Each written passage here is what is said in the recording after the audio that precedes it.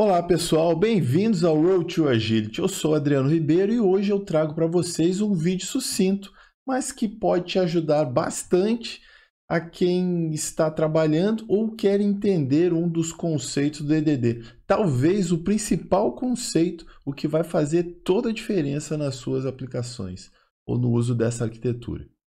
Hoje eu vou falar sobre agregação, tentar responder por que o uso dela pode ser complexo, mostrar um possível caminho que vai facilitar o entendimento e um exemplo, para consolidar, fechar de vez os conceitos, de forma prática e rápida. Bora lá?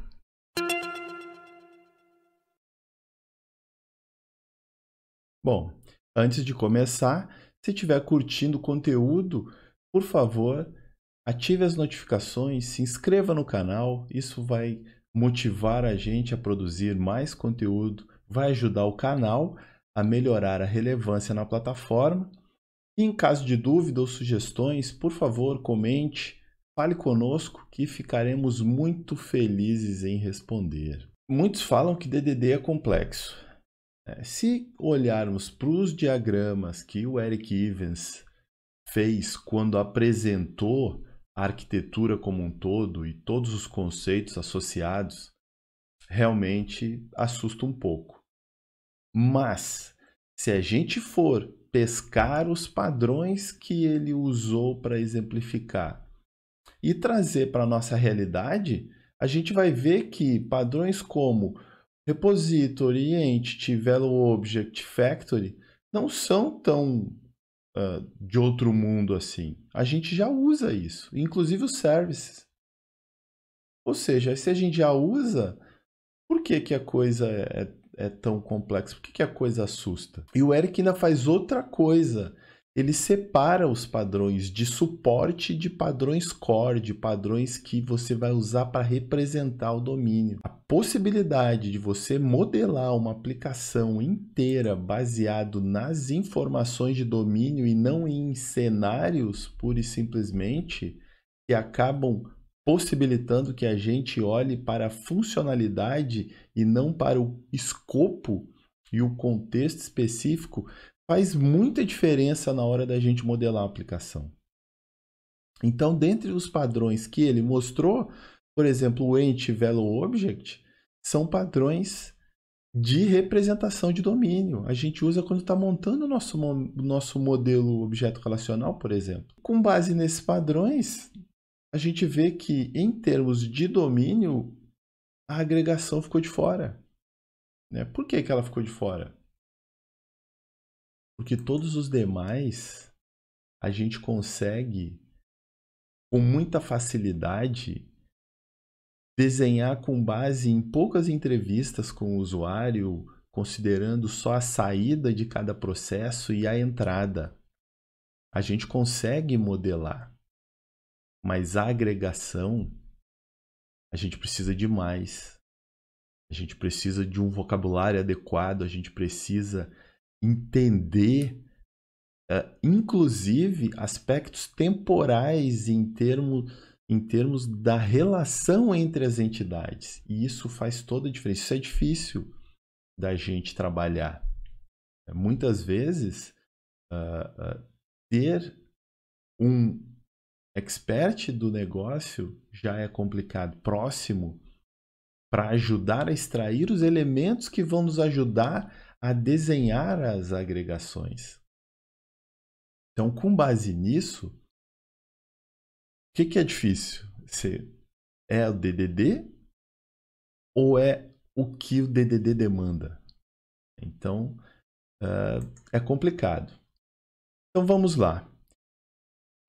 Todos esses códigos que eu vou mostrar para vocês aqui agora, eles estão disponíveis no GitHub do Road to Agility, projeto To Do Agility, onde eu estou desenvolvendo esses conceitos que eu estou trazendo nessa implementação aqui.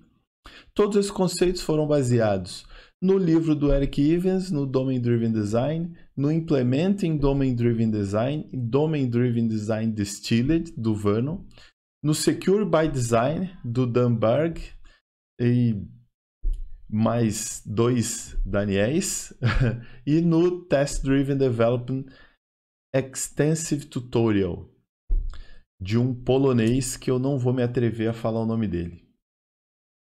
Eu vou incluir os links dos livros também na descrição do texto. Ok. Todos esses códigos estão sob licença GPL. Você pode fazer fork, você pode olhar, submeter contribuição. Eu ficarei muito grato. Aliás, nós do Road incentivamos a contribuição. Inclua seu nome no arquivo de contributors e deu. Se quiser comentar, revisar código, propor melhorias, questionar, esse é o projeto para a gente fazer isso. A ideia é que a gente amadureça uma forma de representar domínios como código de forma segura e moderna. Então tá, vamos aos códigos. Então esse é um vídeo sobre agregação. Então, antes de mais nada, eu estou mostrando a agregação aqui, né? O nosso Task Aggregation Root, que seria a agregação que nos permite modificar a nossa entidade task. A nossa entidade task, por sua vez, ela tem 4 campos. Tem o ID dela, o ID do projeto, aquela ao qual ela está vinculada, que é, por sinal, uma outra entidade, né? Então, eu ainda não trabalhei aqui nesse projeto essa entidade, porque eu não trabalhei ainda o referenciamento entre agregações, que será um dos tópicos aí dos próximos vídeos, então fique ligado. Os outros campos aqui são o status, o ID dela. Lembrem-se, né? Entidade tem o identificador, ela é uma instância.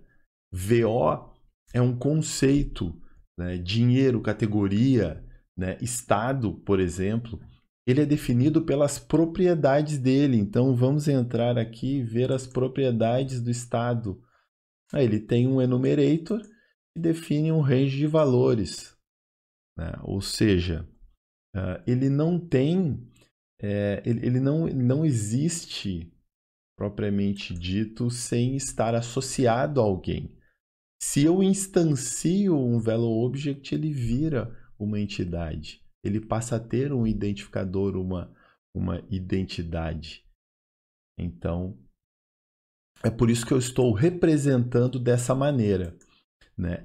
E aqui tem algumas vantagens, já aproveitando, né, considerando que eu tenho VOs, que são conceitos, né? Então, esse modelo de instanciar objetos a partir de Factory Methods, né, eu vi no livro Secure by Design. Lá ele mostrava o uso do construtor com validações estáticas na construção. E aqui, nesse livro do polonês do Giergos, algo assim, me perdoe o polonês, mas ele propõe a criação a partir de métodos estáticos com construtor privado, que eu achei muito interessante, né? Então, eu adotei essa possibilidade, que me deu uma clareza bem interessante, né? Vamos voltar aqui para o nosso Aggregation Root.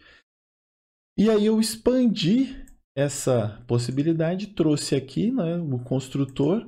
Esse ID é o ID de transação, né? Ou seja, toda modificação realizada numa agregação é uma transação. Lembra que o Vernon, tanto o Vernon quanto o Eric, né, a agregação ela define uma barreira de consistência, ou seja, ela vai modificar tudo que necessita estar consistente agora. quando essa modificação ocorrer.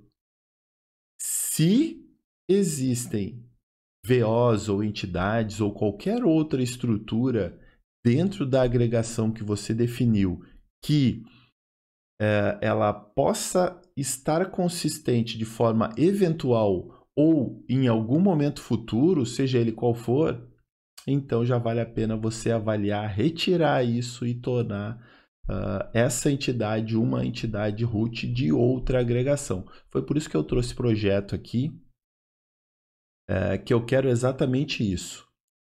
Outra regra que o Von Vernon, dentro das 4 regras de criação de agregações, que ele recomenda. Comece pequeno. Nós estamos começando pequeno.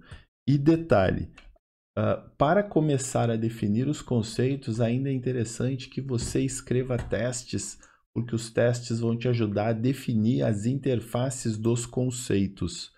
Né? Você saber o que você precisa para criar, né? Que tipo de validação você precisa fazer e como você vai usar esse cara. E é interessante que as modificações futuras elas já serão validadas em tempo de compilação, ou seja, você tem uma segurança maior no momento de desenvolver e fica mais error-prone em relação a mau uso das operações que você estiver desenvolvendo. Na base, agora voltando para a agregação, na base da agregação, considerando a barreira de consistência que ela define, aqui eu procurei desenvolver a agregação mais simples que eu pude para que a gente pudesse realmente conversar e ver o desenvolvimento dela e as novas funcionalidades dela ou capacidades dela serem desenvolvidas. Né? Ela recebe o ID, né? Esse ID no futuro a gente vai trabalhar mais. Né? E o tipo de mudança. O tipo de mudança é a entidade que eu vou trabalhar. É nela que eu vou escrever. Eu posso referenciar outras? Posso, mas aí eu faço na minha classe derivada. Porque nas outras eu não vou escrever. Eu, no máximo, eu vou usar nas operações. No caso aqui, eu estou registrando. Isso aqui eu vou explicar. Isso é um efeito colateral em relação ao uso que a gente está fazendo. Mas, aproveitando lá, o ensejo da mudança e do escopo de transação. Então, assim, nas entidades referenciadas, você vai utilizar dentro das operações que a sua aggregation possa fazer, ou seja, nas mudanças de estado dela. Né? E a agregação, ela precisa ser reconstruída de alguma coisa, né? Ou criada com base em uma entidade de negócio. Então, o que eu fiz? Em geral, você não instancia uma agregação. Ela é criada a partir de um factory. Então, o que eu fiz? Eu criei um factory method, lembrando que eu estou explorando os mesmos conceitos de construção e representação de objetos de negócio que eu usei nos VOs e nas entidades. Então, o que eu fiz?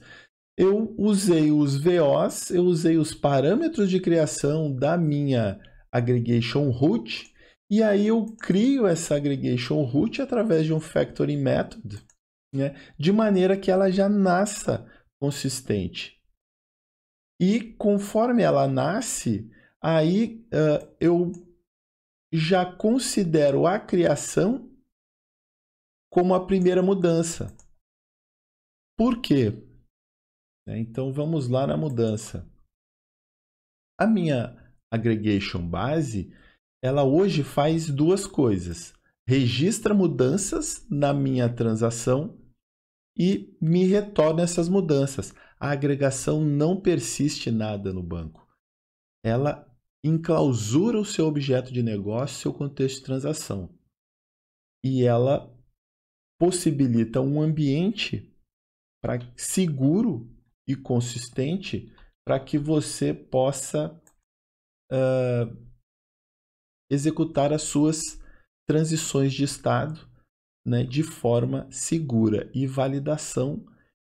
E, num segundo momento, aqui eu ainda não estou suportando, disparar os domain events que vão notificar as outras agregações de que algo mudou, né? Ou seja, no meu caso, quando eu criar uma task, eu preciso notificar o projeto X que há uma nova task vinculada a ele, né? O projeto não vai ser carregado aqui. Se eu tivesse referenciado o meu projeto aqui, eu precisaria carregá-lo. Aí eu vou ao nosso teste. Ó, vamos aqui no teste, eu criei dois. Um criando uma nova task e o outro atualizando a task. Então vamos lá. Aqui é só a criação do contexto para a gente validar, né, posteriormente. Então, está aqui basicamente o uso da agregação. Eu crio a agregação a partir dos parâmetros necessários à existência de uma task, né? Eu recupero as mudanças. O que é de mudança? A mudança é a criação de uma nova task, né? Ou seja, ela foi validada internamente, criada, né? E ela é retornada para que eu possa persistir isso. Mas vocês viram, as minhas regras de negócio estão todas encapsuladas dentro da agregação. E aqui, né, eu posso criar de maneira consistente, né, as minhas novas tasks. E agora, nesse momento, eu estou pura e simplesmente retornando as mudanças para que elas sejam persistidas futuramente, mas ela também pode retornar os eventos de domínio que foram disparados no momento da criação. Por exemplo, né, o task, um evento aqui possível seria nova task associated to project, ou nova task associated, passando o ID da task, né, que os projetos, né, ou a agregação projeto vai ouvir, né? E com isso ela pode receber esse ID e ela estabelecer a referência, ela manter uma referência lá para a gente poder listar as tasks de um projeto, por exemplo.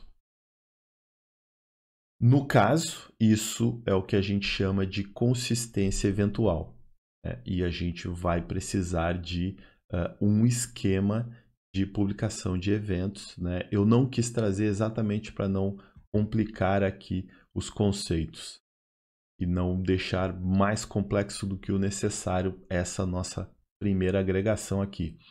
Então tá, para atualizar uma agregação, então a gente precisa, antes de mais nada, reconstruir a agregação. Lembrando que a agregação ela não,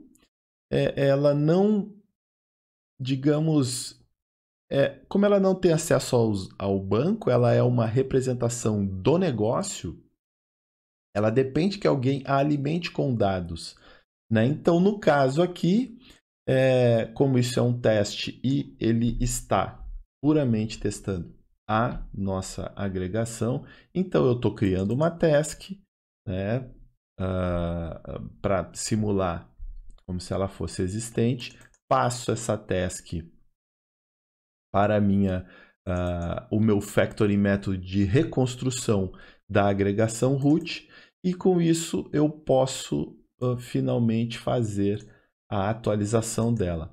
Aí na atualização eu usei alguns conceitos, né? Também eu explorei esse conceito de factory method, e no caso aqui eu usei um construtor de task e ele já gera uma classe especificamente com as propriedades que possam ser alteradas, ou seja, eu vou aplicar um patch na task, né? Então, e nesse patch que eu defini, ele tem pura e simplesmente a descrição, ou seja, eu só posso alterar a descrição.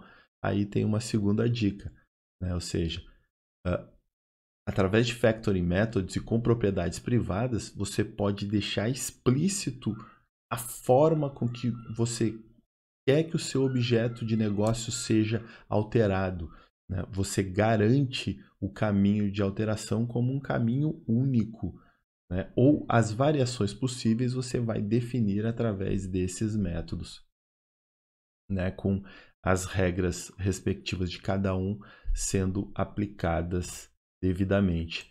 Aí eu retorno as mudanças e aí eu posso comparar as minhas duas tasks, ou seja, a antiga, né, e a nova atualizada, ou seja, a antiga atualizada, que é o novo estado da agregação para ser persistido, né? Só para ilustrar melhor aqui o que eu estou mostrando, deixa... eu não ia entrar, mas eu acho que vale a pena só para a gente mostrar o caminho completo. Aqui, ó, seria o uso... deixa eu ver aqui. Vamos no update. Update acho que fica bem interessante.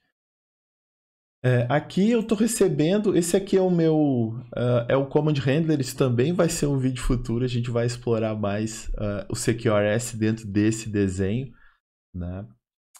Então aqui o meu Command de Update, que vem da interface, né? Ele traz o ID, né? Esse ID eu vou usar para recriar o meu VO Entity ID.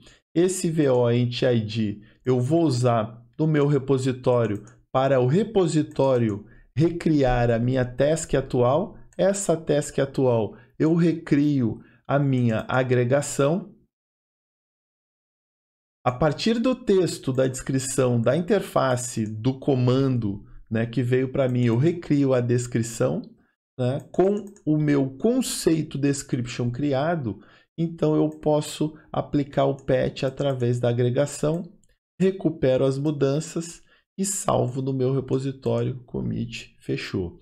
Ou seja, aqui fica simples a construção, eu queria uma interface limpa, o meu negócio está totalmente protegido e independente da forma com que eu vou persistir. Esse repositório pode persistir isso numa base relacional, documento, chave-valor, pode serializar para um arquivo, não importa, né? No DDD isso não importa e a agregação é o que vai possibilitar em que você foque nas regras de negócio e consiga aplicar essas regras de negócio em objetos bem definidos de substantivos e de elementos do negócio propriamente dito, né? Então, é bem interessante essa abordagem,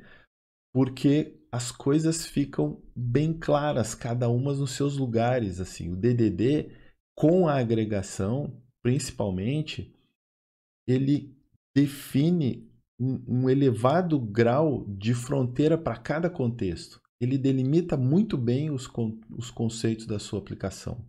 E com isso você pode explorar, né, todos os outros padrões a partir desse. Por que eu estou começando ao contrário para a gente? Só um breve adendo aqui. Por que eu estou começando ao contrário? Eu quis começar com os VOs, mostrando essa abordagem de encapsulamento e proteção das propriedades, dando independência para o uso do conceito dentro da aplicação. Depois eu vim para as entidades, onde eu incluo um ID e um referenciamento dos VOs dentro de uma entidade que pode ser usada para controlar um cluster de entidade, que é a agregação, onde nós chegamos aqui agora. Então, agora nós temos uma agregação que encapsulou o domínio inteiro e me possibilitou realizar operações sobre esses dados e retornar essas mudanças em forma de objeto que eu posso posteriormente persistir, fazer alguma coisa. Ou seja, a agregação nesse formato, ela define o primeiro nível de API que eu posso expor o meu domínio de negócio para que aplicações sejam desenvolvidas, né? Essa é a terceira dica aí para vocês. O meu command, o command handler aqui, ele é pura e simplesmente um host, um hospedeiro dessa estrutura, né?